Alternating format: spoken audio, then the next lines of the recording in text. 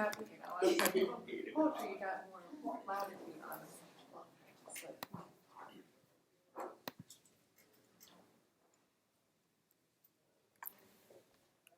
But I want to check my speaker first.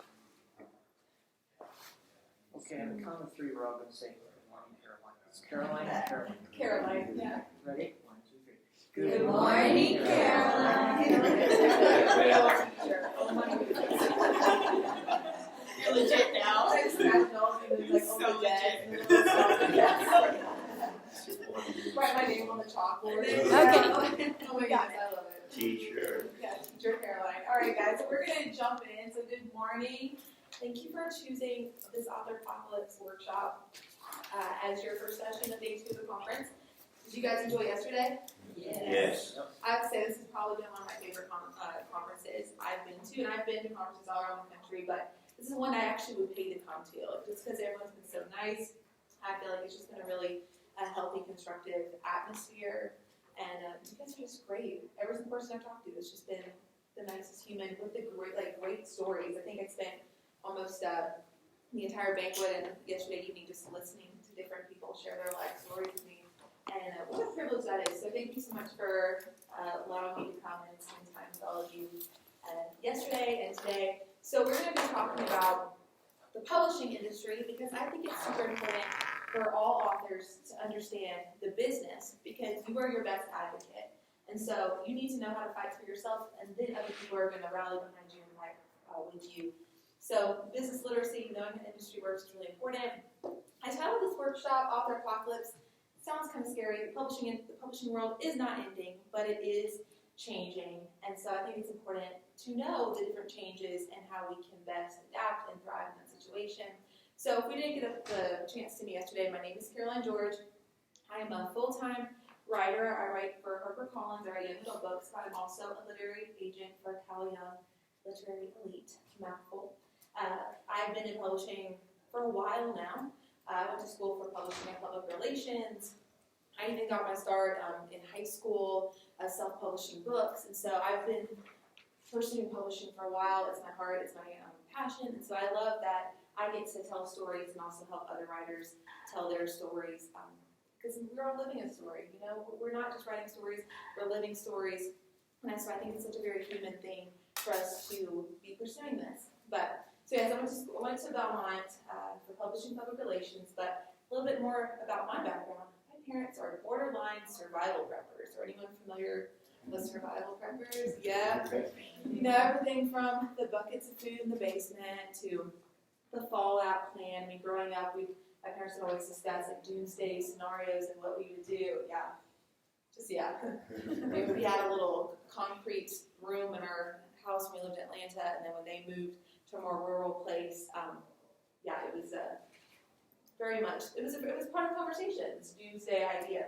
And so it's no wonder that in high school I got my start writing apocalyptic and dystopian fiction because that was kind of my background. But when I went off to college, my parents gave me a backpack. It was a survival pack that had everything from water filters. It had maps with my escape route out of the city because I went to Nashville. My parents they told me, like, okay, if you need to leave the city, you have to go off-road. You know, because it's going to be, you have to make sure we have off-road plans for you. I had a camo first aid dry bag. I had an EMP-proof bag. Everything in this survival pack. Yeah, it's going to be really cool to have this survival pack. So I share all this story to kind of connect it to publishing. Really, the apocalypse. At the end of the world, there is a world. You know, it just changes. The apocalypse changes things. And so the publishing industry has experienced a change. And so as authors, we all kind of need to have our survival backpack. You know, we all kind of need to know what we need to navigate this new environment. So I want to help all of you learn about the publishing world, the apocalypse, per se, and know kind of how to thrive within it. And so I actually have a handout for you guys. I'm going to grab it real fast. It totally slipped my mind. And it's just going to have just a few notes about our session. If you guys would take one and just start passing them around, that'd be great. I really feel like a teacher. Take one and pass it around. So I really want to start by talking about the reality of publishing, because publishing has changed so much in the last 60 years. I mean, even just in my lifetime. I mean, I was born and started to be raised before, like right when phones were becoming a thing. You know, I know a lot of you remember a time like before the internet and all that. And so, I mean, I grew up learning how to go to the library and go through the cards to find my library book. And that's recent. And so publishing has just transformed so much in the last 60 years, and how it has gone about. It's just different. So it has experienced that in the world, just because it's just completely changed. And so I want to talk about the new model of publishing, kind of the disruption within the market, just so you kind of understand publishing. So about 60 years ago, publishing followed a very pretty simple model. An author would write a book. Sometimes they'd have a literary agent. The publisher would pick them up. They would pick up the book slowly on whether or not it's a good book, if it was marketable. They would distribute it to bookstores. People would go to bookstores, buy the book, read it at their book club, whatever, and the book would be successful. So you don't have to worry about all the social media promotions and things like that. So it followed a very step-by-step model. So now we have the traditional model, but we also have self-publishing. With self-publishing, even with creative spaces with Amazon, anyone can go and publish their book right now and be an author. This is great because it does provide a lot of access to creatives and to artists to release their work, but also makes it difficult because there's a thing called market saturation. Every year, I think about 1 million books are released worldwide. That's a lot of books hitting shelves or being online and being available. And that's a lot of people trying to sell their book. So we have self-publishing, we have this traditional model. We also have hybrid publishing, where authors can pay for publishing services. So it's kind of that perfect mix between having a support crew and then also being a self-published author. We also have a lot more small presses that are competing with the big five. So there's a lot going on in the publishing world, which means that even in traditional publishing, how the publisher has gone about releasing a book in the past has had to change to combat the competition from the other methods of publishing. So that's the new model. Disruption within the market is really just anything that's going to shift how the business is done. And another change, authors have to advocate for their books now. When a publisher signs on an author, they're expecting that author to advocate for their book, to book speaking events, to promote themselves on social media, to think about different marketing opportunities. And so a lot of that has moved on to the author. And really in publishing, a lot of publishers don't have the budget that they used to. So advances are smaller. It's kind of rare nowadays that authors are getting those six-figure advances. So advances are much smaller, and marketing budgets have been cut. And so a lot of times the publisher is relying on the author to kind of partner with them with that. And that's not saying that author has to do everything. It's a business partnership. So the publisher is expecting the author to help them with those things. And there's also the importance of platform. With social media now, it's not just about writing a good book. It's not. And it's kind of sad in that respect. You see people who have thousands and thousands of followers, and they might get a book published, and you might read the book and think, okay, that's not the best book I ever read. Why did this get published?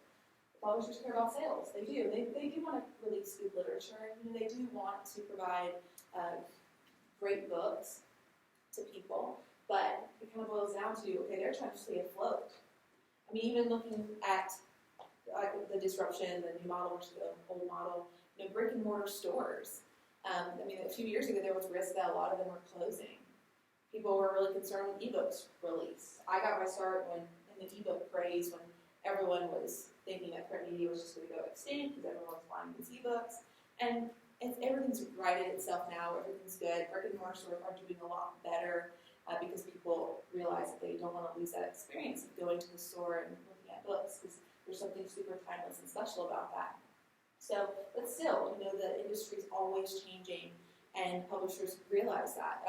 The majority of sales now come from Amazon, even with big publishers. And so it's great to have that access to bookstores. Let's say you get signed with Simon & Schuster and your books in Barnes & Noble and in like indie bookstores and all that stuff.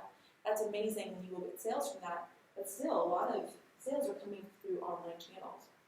A lot of people like just shipping books to their house. And so that's just something to keep in mind. So like I said, market saturation, and just this overall, I want to talk about the state of the book business. As someone who's been publishing, I went to school for public relations and publishing. I took a lot of journalism courses, and one of my professors, she kept talking about print media, and a lot of newspapers, a lot of magazines are struggling because not many people are subscribing to print, and they'd rather read it online. But I don't think the book business is ever going to go extinct. I don't, because it's been around for thousands of years. If you really think about it, maybe go back to Egypt. They had to papyrus manuscripts and things like that. So it's going back. People love stories. Even going back and looking, we were talking about oral tradition yesterday. I mean, people have always been telling stories. And so when it comes to the book business, I'm not worried it's going to go extinct. I do predict that it's going to continue to change and evolve. I'm hoping that authors will be able to reclaim a little bit of the ability to live comfortably and do this full time, because it is difficult to make it a full-time job. A lot of authors, even the big authors, have to supplement their income by doing not just writing and selling books, but doing the speaking events. Maybe they offer different services and things like that. And so that's a good thing to keep in mind too. And just to have some realistic expectations, because if you want to make it a career to be a full-time author, you can. It just might look different from what you're thinking of right now. I'm speaking from experience, because that's my primary income, besides the video is I'm a full-time writer. But I figured out the ways to do it. So, just keeping that in mind. That's just different. That's just how things are. If you watch movies and stuff, that's not always an accurate portrayal of the published author life, right? So that's just kind of a little bit overview of the state of the book business. So once we understand how the publishing industry functions, we can adapt to thrive within it. Knowledge empowers, and that empowerment leads to encouragement. And really, knowledge is key to this. If you know how to talk book business, if you can know kind of the lingo, that gives you such a leg up when you're talking with industry professionals, because those industry professionals will start to see you as an equal partner. And so doing your research, and a lot of it is online. I mean, Googling and things like that. Granted, look at when certain articles have been published, because it's so easy now for things to be outdated. And so, look at the little timestamp to see when it was released, and compare notes, because in publishing, like I said, to those who were in my workshop yesterday, publishing is subjective. Everyone's had different experiences. Some things may be similar, but every situation is its own situation. So just because one person has one experience doesn't mean that you will have the same experience. So compare notes to your research. So some ways to empower. I think this is on your handout. So become familiar with business literacy. Do your research. Learn the basics of digital marketing. And when I say digital marketing, you don't have to be a genius at it, but just understanding how to promote yourself online. Figure out. I know some genres, targeted social media ads do really well, depending on the genre. Things like that, like how to put together a newsletter, and little things like that. Knowing how to promote yourself. Like I said, you are your best advocate. And I also want to take a moment to talk about the art to product mentality, because as a writer, I really understand you are spending months or years on a book. That book is your heart. It's a big piece of you. You want to share with others because it means so much to you.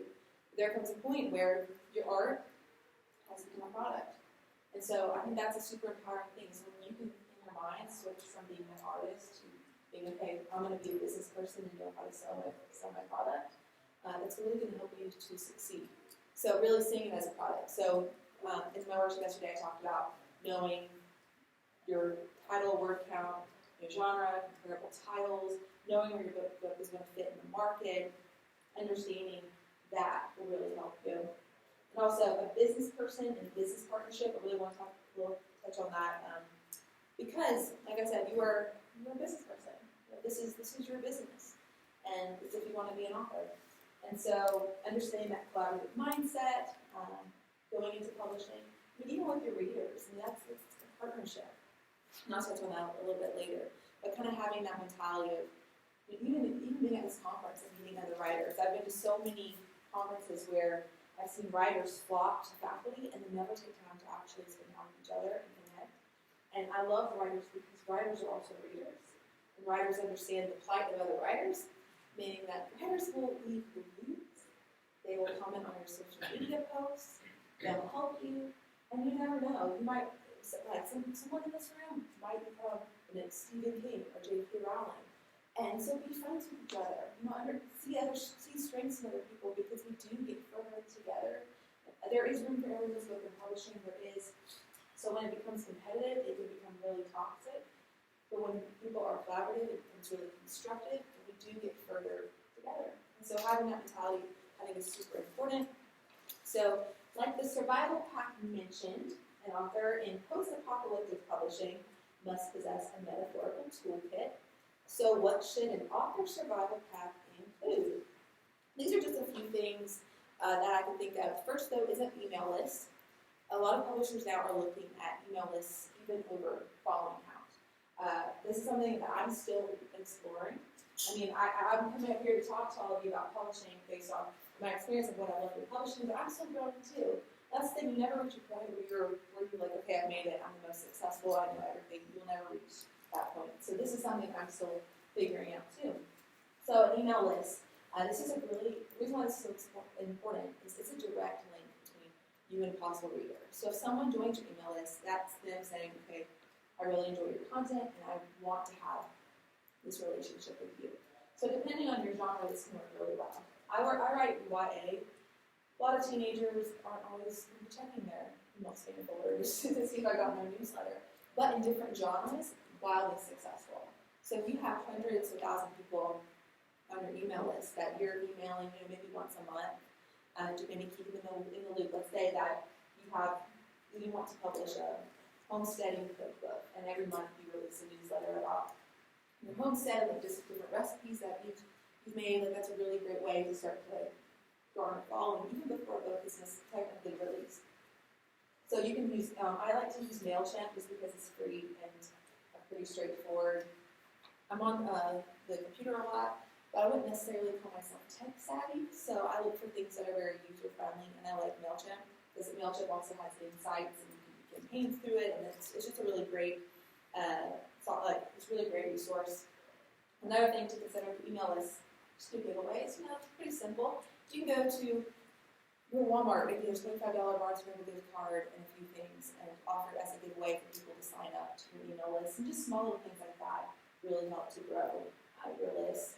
And even if, let's say, you are running that homesteading cookbook, you can put together a gift pack and promote it and say, oh, well, I'll join my email list, and you'll be entered to win a gift pack. So giveaways is another way to grow email lists.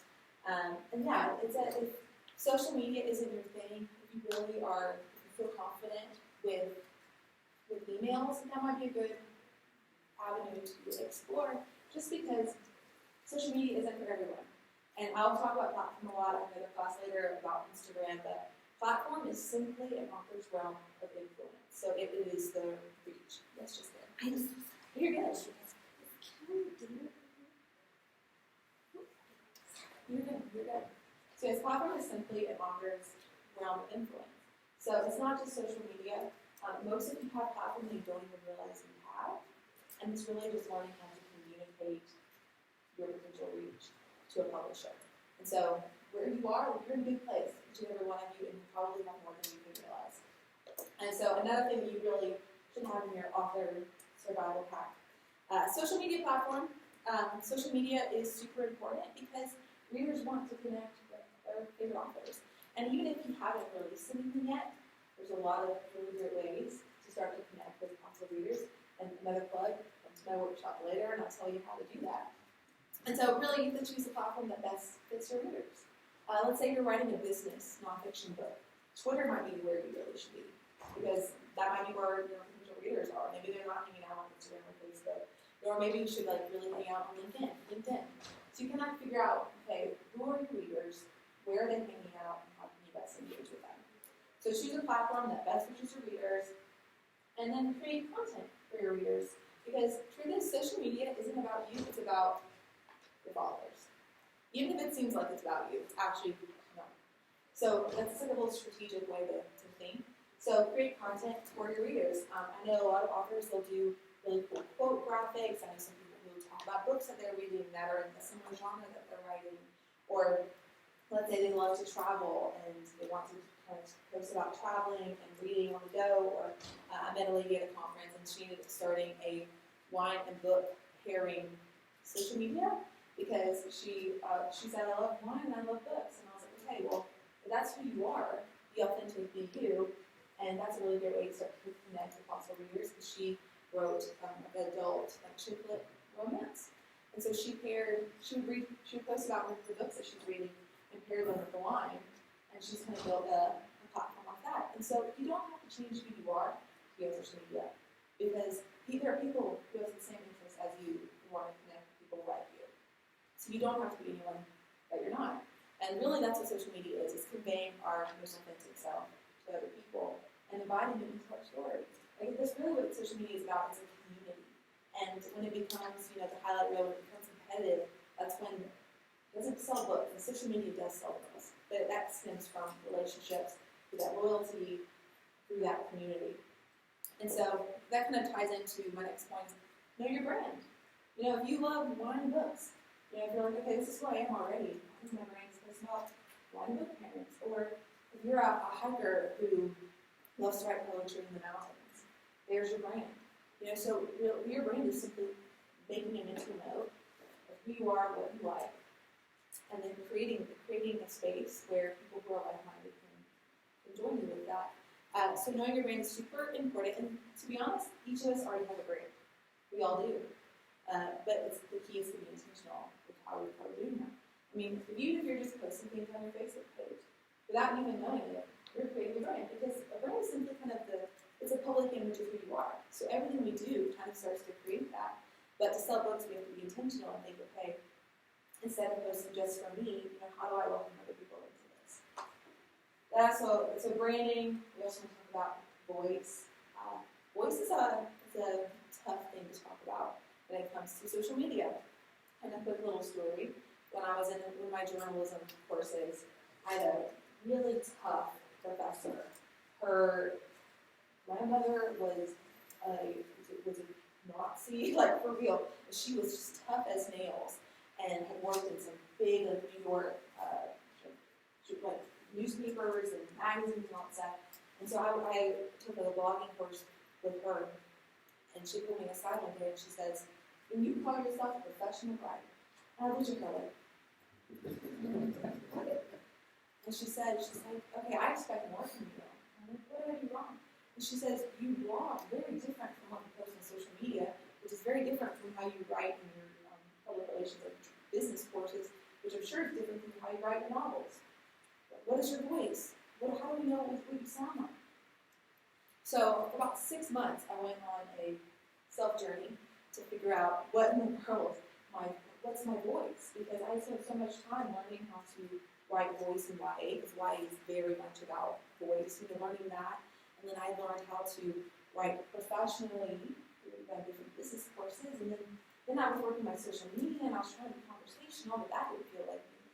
So I went on a 6-month kind of journey to figure out, okay, what is my voice? And there was one day I ended up going to an office, and I said, people are going to know my voice through my books. And so if I speak different from my books, people aren't going to know me. So I had to find this perfect blend of writing in a way that people would recognize the voice from stories, but also conversational enough that people would know that I was a real person being honest. And so it took a really long time to figure out what my voice was, especially on social media. And I think I'm still learning. I mean, so there's some things I look back that I've posted, and I'm like, okay, it's not really where I want to be. But it is. It's a trial and error. It's an experimental thing. So that's kind of a challenge for all of you. Start practicing with your voice. You figure out what feels most you when you're working with social media and marketing. And then for me, I'm not super funny when it comes to captions. Like I'll look at a picture and try to think of something quick-witted and feels forced. And so I found that where I really feel comfortable is I write kind of blog post style captions where I just talk about life and writing, because I realize, okay, I don't read fast enough to be a bookstagrammer, and I'll talk about bookstagram later. People who always post about books they're reading. So I'm not quite fast enough for that. And I do a lot more besides write, so I get into I turn myself down to that. And so I kind of realized that my brain was, I wanted to live a story worth telling, write a story worth reading, and I want to advocate for a story worth sharing. And that was kind of like my personal mission statement of, hey, this is who I am on social media, this is who I am in real life. And so that's kind of how my brand and my voice kind of came to be. And so you don't have to be anything you're not. Just figure out what you stand for. Try to look at your books. What are you writing? What are you passionate about? And start playing with that. And then work to find your voice. And it takes time. It takes a lot of practice. But it's really great. Once you've mastered it or even felt comfortable with it, you'll start to see that you'll start connecting with people. You'll start to resonate with your voice. And I found the more authentic you are, the more raw you are, the more people connect. That influencer mentality doesn't really work. Have any of you watched The Circle on Netflix?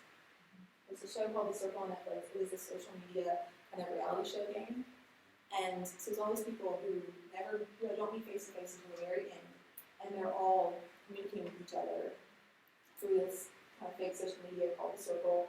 Some people are catfishing, some people are doing this themselves. And so you see some people come in as this influencer, like, always posy and dressed really cute. And there's some people who just come in as they're selling as themselves. And by the end, you realize that the people who are winning are the normal, nice people who are just being true to themselves. And so the whole idea of social media, it's not always the influencer look that actually builds community. It's people who are inviting other people to their stories. So that's just a little bit about social media. So be consistent. You have to figure out what works best for you. I mean, if you can't post every day, that is totally fine. I can't post every day. Social media takes up hours of my time. And then, like, when I'm on deadline or when I'm working with clients, it's like I can't spend 3 hours a day creating an Instagram post and helping it do well on social media. I just can't. So, but I know that I could post like every 2 weeks, or I post a lot on my stories, and I'll share more about that later. But I post when I want to post, but I try to keep it consistent. And so consistency is key. So you can figure out what works best for you. If you want to post every day and you don't have the time, you can use scheduling apps. There's one I think called Suite where you can schedule your posts even for Twitter and things, so that if you're at work, your post can still be going live without you having to actively manage it. And so that's a really great way to have content being posted. And then don't over promote yourself. If you have a book coming out, I mentioned this yesterday, if you have a book coming out, you don't have to tell me there's always like there's a certain way of how to word it to where you can talk about your book without making people feel like you're always trying to sell to them. And so that's another thing, don't over promote yourself. But if you don't have a book coming out and you're pursuing publishing, there are still really great ways to build community. And a lot of that comes through just being a writer, being a reader. And that really can help you start to connect with other writers and readers. And so you can still build a platform without having a book to try to promote. So you need an email list, you need a social media platform. You also need a press kit. You can make this yourself. A press kit sounds super fancy, very fancy press kit.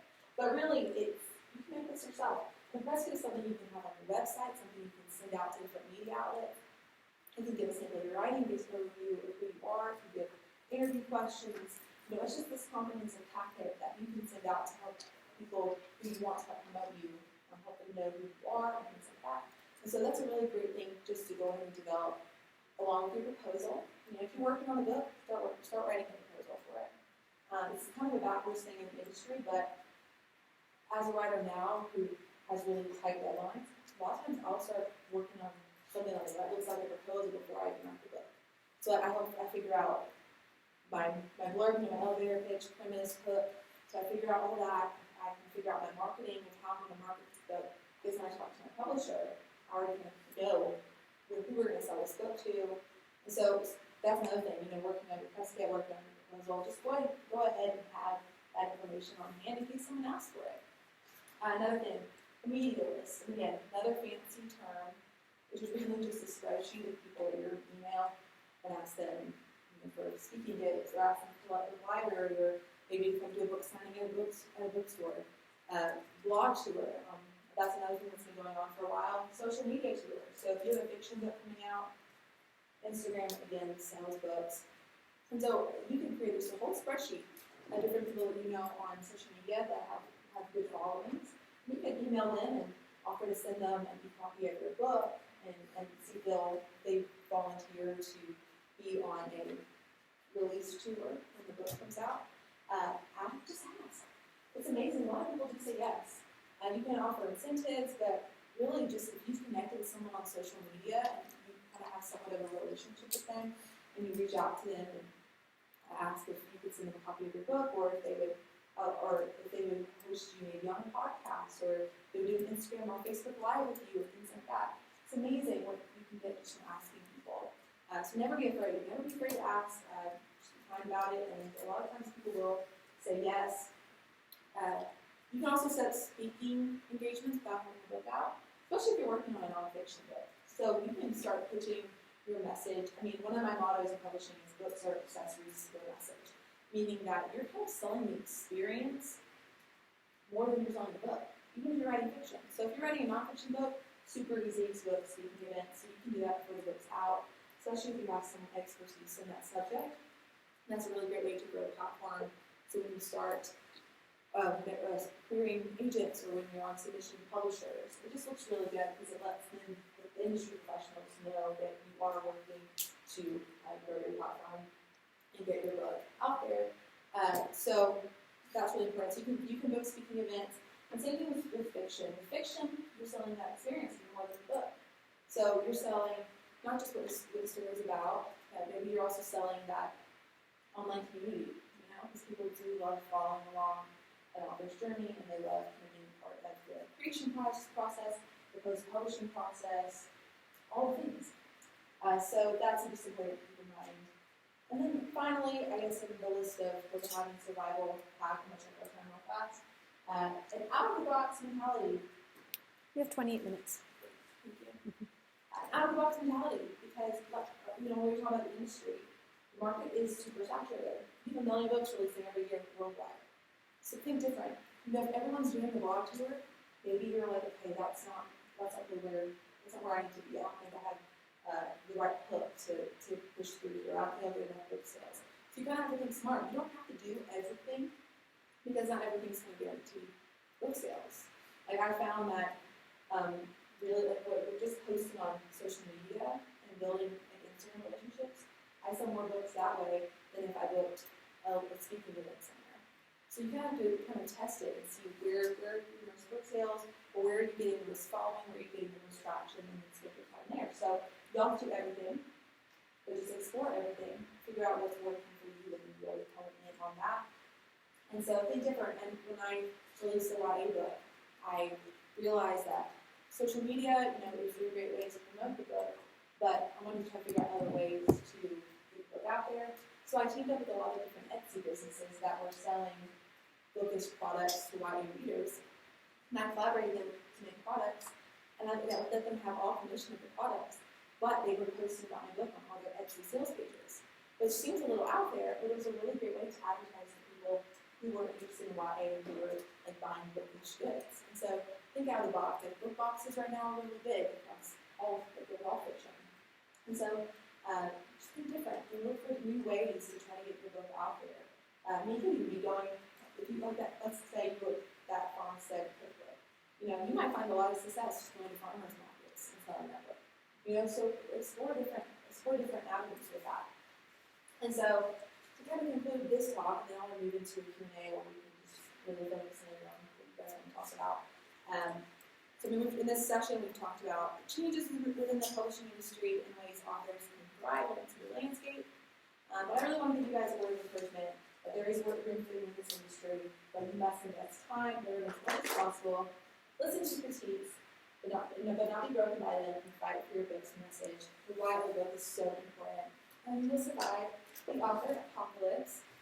I do want to talk actually a second about critiques, because I had someone yesterday come to me and ask about critique groups as to whether or not they're effective, and they definitely are. It's really important to surround yourself with people and listen to people who understand your heart and who understand the heart of the book, and who want the best for you. Because I've been in some critique groups where it's been super helpful, and I've known that everyone wants the best for everyone. And I've heard horror stories of some critique groups where they don't really know what they're talking about, and they're really hurting other writers. I know some writers who walked away from writing and publishing because of something someone said in the critique group. So we have the choice to decide who's reading our minds, who's speaking into our lives. So we get to decide who has that authority. And so find people who are speaking truth and encouragement, people who genuinely know, readers who genuinely know good books to give you good feedback. And so just be wise about who you're surrounding yourself with and who you're allowing to speak into you. And that'll really help you move forward. But I want to kind of talk about what you guys want to talk about. So if you have any questions or anything that you actually want to focus on regarding publishing, there's no stupid questions. Listen. I have worked, and these people who call me, they want to talk to me about it. It's been published, it's out there. What do you do? I can't even understand it. They speak good English. I'm very suspect. What do they want? They want to write a book. They want to market it. Are they going to charge you? I don't remember go that far. Yeah. If they're calling you and wanting you to, if your book's already been published and they want the rights, that seems really suspicious to me. That's what I thought. That seems a little suspicious. I mean, in publishing, if things are not following, there's no shortcuts in publishing. So, I work as a literary agent, but that did not help me get a book deal at all. So, everyone has to go through the same channels. There's no such thing as shortcuts. Everyone has to pay their dues. No matter when you start in life, everyone has to pay their dues and go through the appropriate channels because it's super easy for things to get inedible. And so, you kind of have to, you have to make sure your T's are crossed, all your I's are dotted, make sure that you do things the right way. And so when we're dealing with publishing, if things aren't following that normal structure of how publishing should go, because there's a lot of scammers out there, there are publishers who will take your book and have faulty contracts and not properly compensate you, or people who will charge you to publish the book and then take all your royalties. And you just have to really make sure that things are functioning the way they should be. So if someone's calling you asking for your book, it's a little suspicious to me because that's not how things normally go. Well, we get so many robocalls, I figured that's what it is. Right. Right. You want some more? Yes. What if you're writing in several genres that pretty disparate things? Like, how do you create a brand and how do social media platforms, like, how much do you have to split yourself to do that? Voice-wise, especially. So if I'm writing YA fantasy and if I'm writing more like literary eco-fiction, and don't cross, and then I have to be two different people, or how does that work? Yeah, that's a really great question. And I've seen publishers go different ways with this. For example, if you write, let's say you write adult fiction, but you want to explore the romance genre, like the thriller genre, nowadays it's possible because a lot of publishers now aren't dead set on an author writing one thing their whole career. Especially speaking of personal experience. I write YA. I got my start writing sci-fi, dystopian, apocalyptic books. And then my first book with a big publisher was a historical romance book. So I rebranded there. But then my publisher was also, they're like, okay, we don't want you to get bogged down in the historical romance genre. So we want you to write 3 different books and 3 really different genres within the YA genre so you don't get stuck. So I've been able to kind of the brand from that, but with them I'm writing historical romance. I have another book coming out in March of next year that is a YA thriller, and it's just completely different. And so it's very possible to write different subgenres within one genre. If you're writing books for adults and writing books for YA middle grade, that can be a little more difficult. A lot of times people will then recommend a pen name if you're wanting to go completely different directions. There are ways to bridge it though. So I would say don't take what I'm saying with a grain of salt because every situation is its own situation. But I met a man at a conference who was trying to pitch me a children's book. Like he illustrated, it was a really cute children's picture book. But I found out he wrote adult erotica. And children's books and adult erotica really don't mesh well together. And so from a brain perspective, that's a disaster waiting to happen. So pen names in that situation would have been a necessity. And even then, the publisher might have thought, okay, you can't do both of this. So I think it's important there. I mean, if you're writing two completely different genres, you might want to consider opinion. Or if you got your start in self-publishing, you're trying to rebrand to a bigger publisher, that's possible too. So I know that's not an exact answer, but be encouraged that if you wanted to write a lot of different kinds of books in one genre, and then write different subgenres, that's very possible. So if you're writing for two different age groups, that would be a little bit harder. That's a good question. You might need to be like two different blogs and two different instas. Or two different opinions. I mean, you could probably keep on the same blog. So I've seen some authors do that. They'll just categorize their website. Because unless you have a pen name, and if you have a pen name, you probably want two different websites. Again, that's a really broad answer to that question. But every situation is its own situation. I've seen authors do it lots of different ways. But do you have another questions? So, what was your process the first time you got picked up? The process of writing a book, or Well, the first time you signed with the publisher? Just cold, like many people here. well, again, my story was weird. It should not have happened the way that it did. It was just weird. I had been writing, and I signed with my agent when I was in college, and I got a deal with a small Canadian press for a YA book. And so that was released, and then after college, I jumped into publishing, and I realized that that was the time that I really needed to pursue it, if I was ever going to really pursue it, or I would have to wait until years later when things calmed down for me. And so I jumped into it for about 2 years. I just wrote book after book after book, and sent it to my agent. I think at one point we were shopping like 8 books at a time, which isn't. Some agents don't do that. Some agents will focus on 1 or 2 books and just focus on those, but my agent was like, okay, we'll just send these out and see what happens. And so at that point, I realized that I loved writing even more than being emotionally attached to the story. And I think there comes a point in everyone's career when you reach a point where you can't rely on emotions to write a book. You have to rely on your knowledge of the facts. And that's kind of where rubber meets the road, and that's when you really prove yourself as an author, because you realize that at that point you're a writer. You know how to write, and it's not just about your emotional connection to a project. So I realized that I wanted an author career. So I wrote a bunch of different genres. I wrote everything from adult romance. I wrote an YA action comedy. I had a science fiction project. I wrote every genre just to see what I was good at, because I figured, okay, maybe what I love writing isn't what I'm best at writing.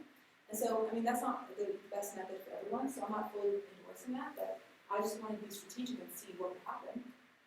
So I had a YA action comedy that my publisher was looking at. They took it to Pub Board. They got a call with me, and I was so excited, because at this point it had been about 2 years of constant rejections. If I showed you my spreadsheet, red. I was working in the industry. I was going to conferences and teaching, and then I checked my inbox and had a rejection. So that was very humbling to be like, okay, I'm at a conference, I know how publishing works. I'm like, I can teach some of these workshops in my sleep, and then I'm still getting rejected. And so, be encouraged, you're going to get rejected. But someone's no does not mean that's a forever no. And you just have to wait for your best yes. Just wait for your best yes. You only need one yes. You do. You only need one. You really do. And so, you just have to trust the process. But for me, my publisher was looking at this one book. I hopped on the call with them, and they asked, like, okay, is this what you want to write? And I told them, no. I told them that's not really the genre I really want to be known for. So they asked me to pitch all my ideas. I think I pitched 13 books ideas. I'm super extra. So I was probably like a proposal a week. It was ridiculous. It's the first round of ideas. Yeah, they're just like that. First round, they looked at my stuff and they're like, "Is this all you have? Is this all you got?" I'm like, how much more do you need? And somebody said, like, what awards? I'm like, how do they want these books? And I did market analysis and tried to think about, okay, I'm like, I know who I'd sell this to. Why don't they want this book? And so I took my adult romance idea, made it into a YA book, and just pitched it as a last-ditch effort, thinking no one was going to go for it. But the story is written as emails, texts, letters, and novels styled after 1800s Regency novels. So I was like, no one's going to go for this crazy little book. That's just one my publisher picked up. So on my contract, it doesn't even have any titles. It's Georgian Title 1, Georgian Title 2, Georgian Title 3. And my publisher's they're a long game publisher where they got theirs and they work with them for long periods of time. Usually now a book has to be completed before a publisher will consider it, but in my story, that's just not how it went for me. So like I said, every situation is its own situation. And there are rules of publishing, but just like in that movie, He's Not That Into You, there are rules and then there's exceptions to the rule. And that's kind of really how it is in publishing too. So yeah, that's how I got started. But you had an agent to start out. I did have an agent. So I signed my agent in college, and it took years. And there's some people who get an agent and get picked up within a few months from a publisher. That happens. And there are people with amazing books that takes years for a publisher to pick them up. So, even I was talking with Jessica yesterday about The Help. The Help was rejected so many times before it was picked up. Brene Brown's book, she was selling it. Jessica was telling me she was selling it out of the trunk of her car, no one would buy it. And then look where she is now. So, especially some of the groundbreaking books. Like, look at Twilight, for example. The Twilight, and I'm not a huge fan, but the book was a pioneer in the genre. Then you have all these vampire books hitting shelves. Because publishers are like, okay, this one sold really well, so we're going to buy a bunch of vampire books and put them on shelves and see how it goes. There's always going to be a pioneer that's going to start a trend. So if you're getting a lot of no's, listen to criticism, take feedback, apply it, learn, grow. But also understand that it might just not be your time yet. That doesn't mean your time's not going to come. And you just don't know what's around the corner. And that's a big encouraging thing. I remember walking my street all the time, and sometimes my mom would join me on our walks, because my mom's a huge walker. She's up in the mountains right now, because she flew out here with me, because she just loves hiking. So imagine she waited on me when I was hiking about her, because she's like, I'm going to go hiking. So she's somewhere out in the mountains while I'm here. So we would walk the street, and she would look at me, she's like, why do you keep doing this? Why do you keep getting rejected? Like, why are you still doing this? For 2 years of me just thinking, okay, what am I going to do? Like, how are we going to move forward? And I looked at her and I was just like, I don't want to give it too early. What if next week I got that yes? What if I don't up too early? The breakthrough might be around the corner, So stay the course. You never know, you might connect with someone on social media that might look at your work and think, okay, I really want you to be my agent. You just never know. You never meet anyone by accident. You don't.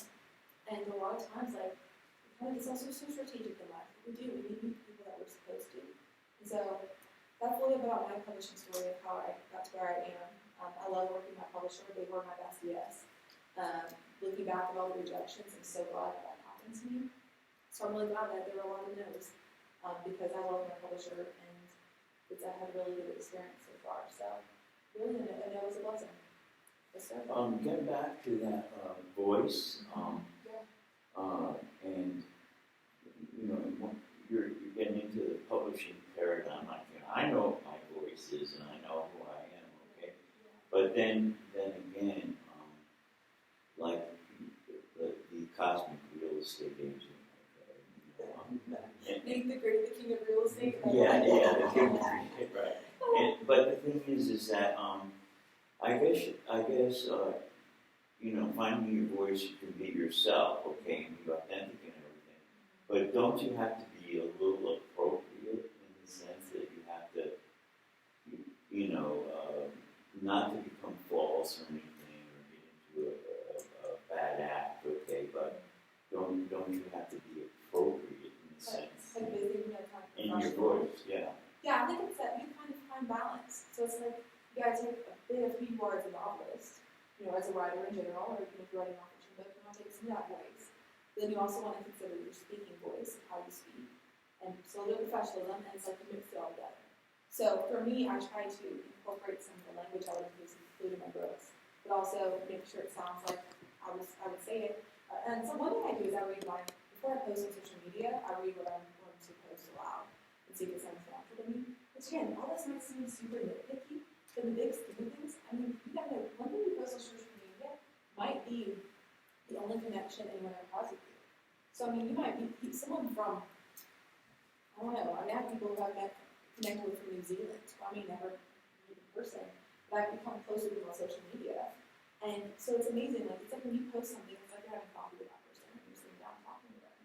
And so I think that's the kind of balance. You want them to recognize you as you're the writer that they're reading, or the writer that you're hoping they'll read one day, but you also want to come across as approachable. So I mean, yes, being appropriate. I mean, you don't want to come across as like harsh or fast or anything like that. But you know, so you have to find that you have to find that balance. I would say, but it's hard. You have to just practice it. It's not like riding a bike. You have to feel what feels right for you with social media because yeah, you have to find that balance. And if you're posting stuff and if it doesn't feel right, I feel like this just isn't me. Change, you know? Like you don't have to. That's actually what my publicist was telling me because we're trying to work on TikTok and I'm trying to figure out TikTok. I feel old. Like I had my little sister teach me how to use TikTok. I gotta have her teach me. And so I'm trying to figure out, okay, you know, how do you video for TikToks? But she was saying, she's like, you know what? The idea of branding, she's like, people think that you post one thing and you can stick with that forever. She's like, you're allowed to evolve and to grow and to change. So if you're posting some content you're like, this just isn't working, try some more stuff. You try some different things.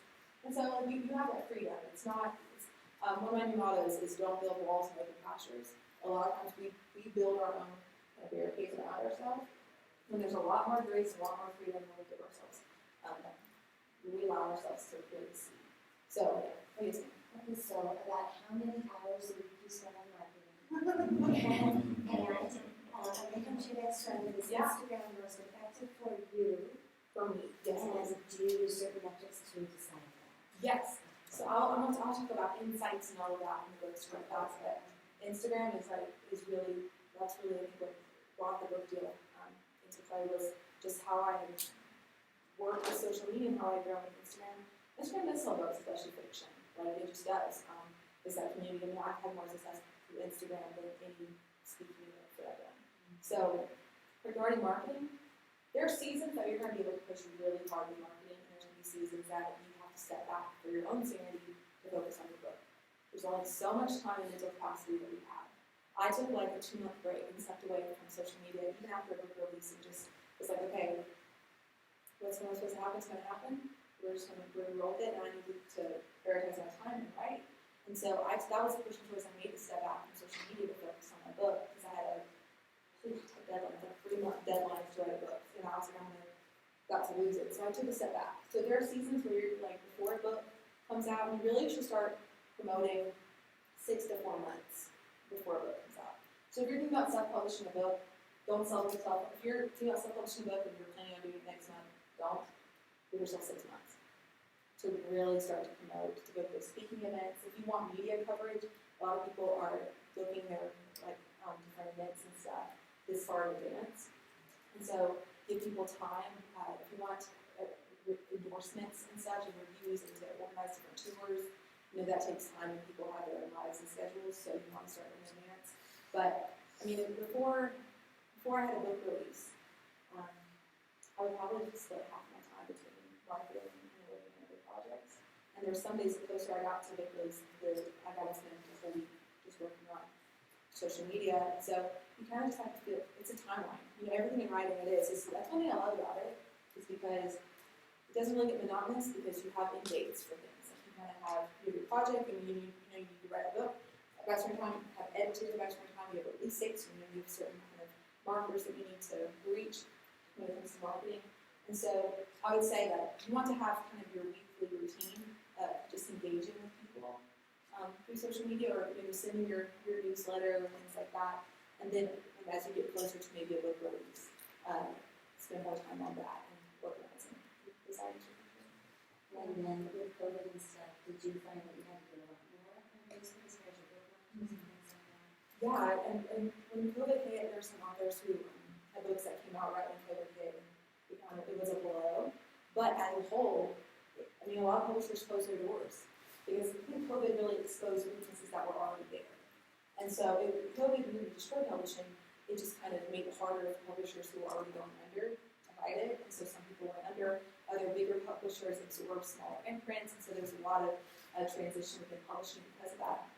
But the digital opportunity for authors shot up. Because of COVID, and people were able to do all these online events that other people were actually going to because they would be at home. So they would tune into these super easy to access online events. Nowadays, in-person book events, they don't do that well. If you're an author and you do a book signing at a bookstore, you might sell a few handfuls of books. that's more than likely all you're going to get unless you're literally sparks or something.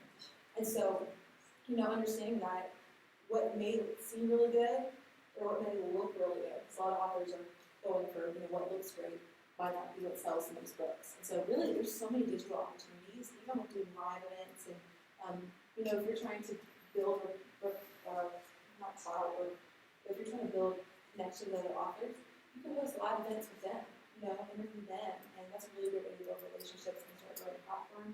So simple things, make it manageable. It can be as simple or as complex as you make it. So yeah, that's kind of with COVID. It allowed for a lot of really great digital opportunities.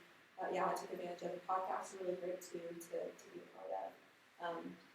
So yeah, that's kind of how it affected publishing. And it slowed down publishing a lot too. Especially with overseas printing and shipping, a lot of book releases were delayed, which made it a little bit difficult. But publishing is slow anyway. It takes 6 months just to hear back from the editor about a project. And so COVID just added another month or two to that really long timeline. Do you have a question? Just back to the press kits, I guess I always envision a press kit to be like for a specific book or something, but should we be slanting it toward us as the author or focused on that one project? That's a really good question. And the answer is you could do both or either. I like to send out, so I like a press kit that kind of doubles as my CV.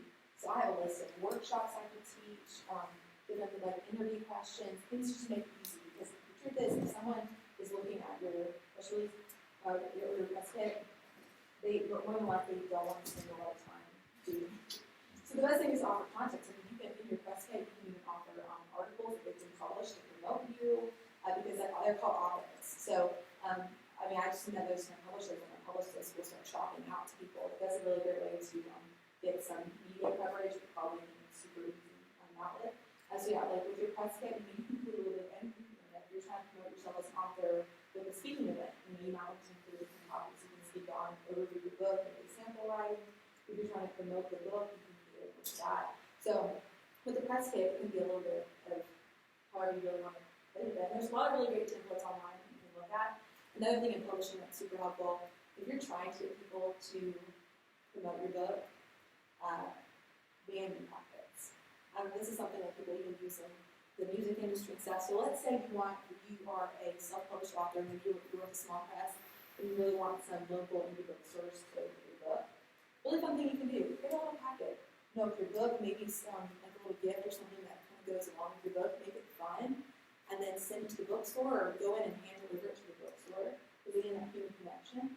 And this is something with marketing. If you give someone something, they innately feel like they owe you something, which is kind of a weird little thing, but it's true.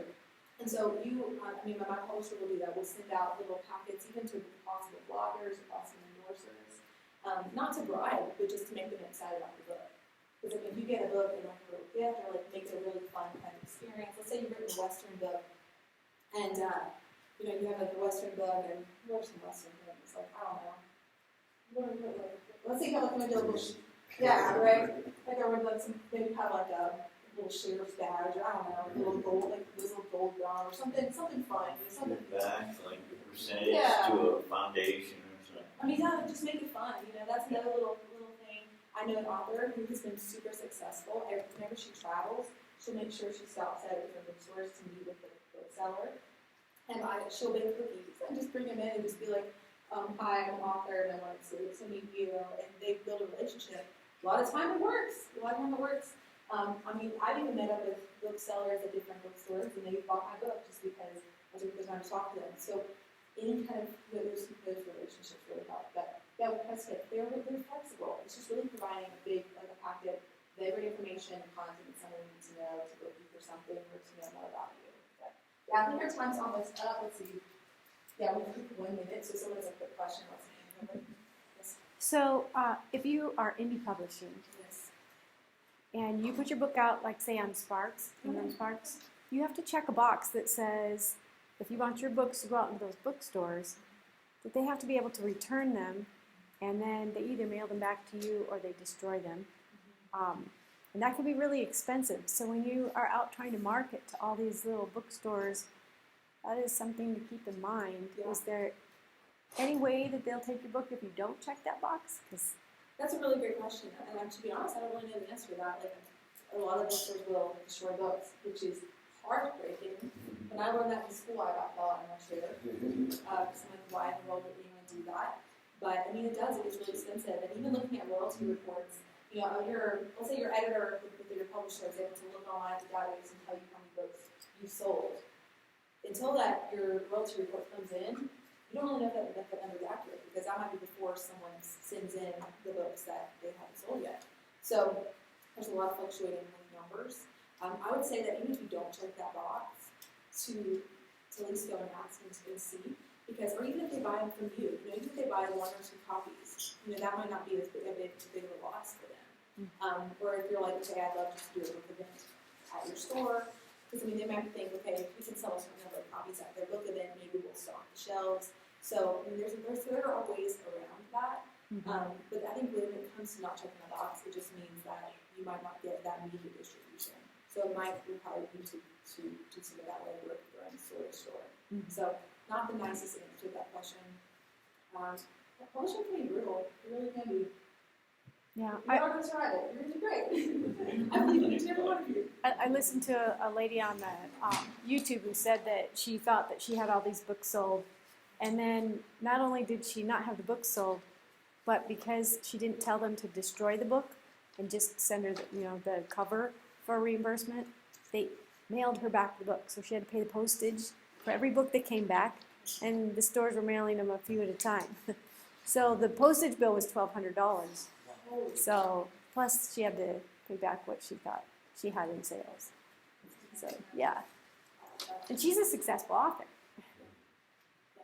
Yeah. Carol, thank you. Thank you. Thank you.